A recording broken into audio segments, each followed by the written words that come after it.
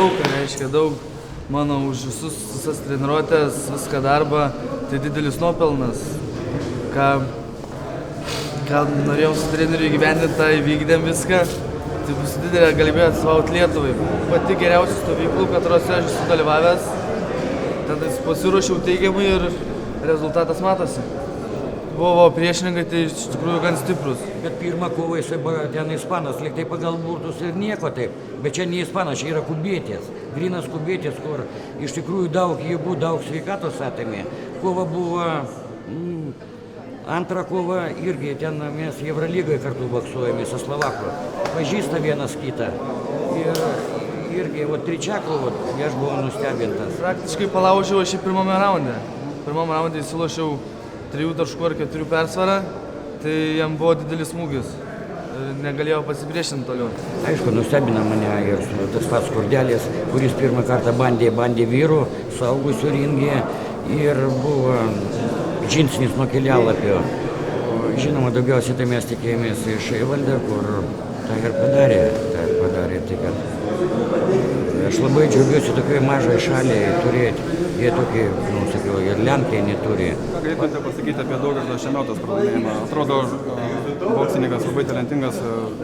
Neseniai boksavosi su Delacruzu finale, ar ne? Čia buvo labai, kaip jisai pats minėjo, buvo labai gerai pasiruošęs. Kaip susiklostė ta kova, kad jis pralaimėjo?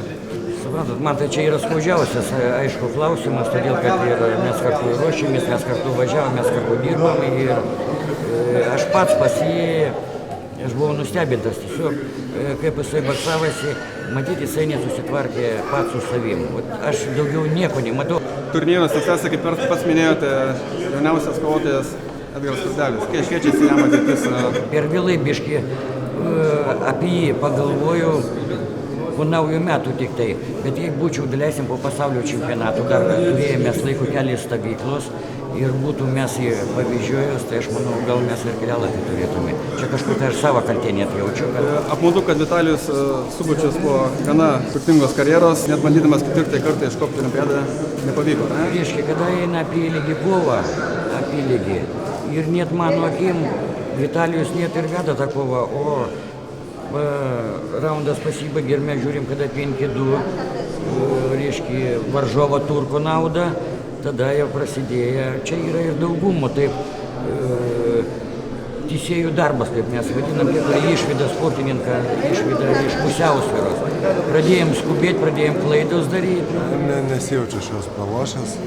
Pirmą kovą, aplamai forma buvo tikrai nebloga, o Turkija, kai vyko varžybos, su turku kovojau, tai manau, kad namuose ir sienos padeda. Boksuotis, aišku, noras dar yra išlikęs didžiulis, vis tiek jau tiek metų atiduota, tas visas gyvenimas tam boksui. O kad nuo bokso nenutolsiu, tai 100%.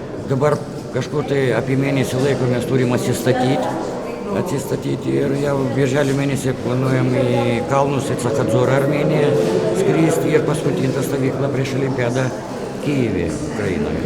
Ir dabar mūsų tikslas sėkmingai sudalyvauti olimpinėse žaidynėse. Pastoviai 5 vietą turim, tai man atrodo reikia ir medalį pavežti iš olimpinių žaidynių.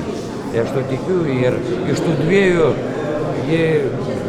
viskas gerai eis, aš tikiu, kad medalės bus.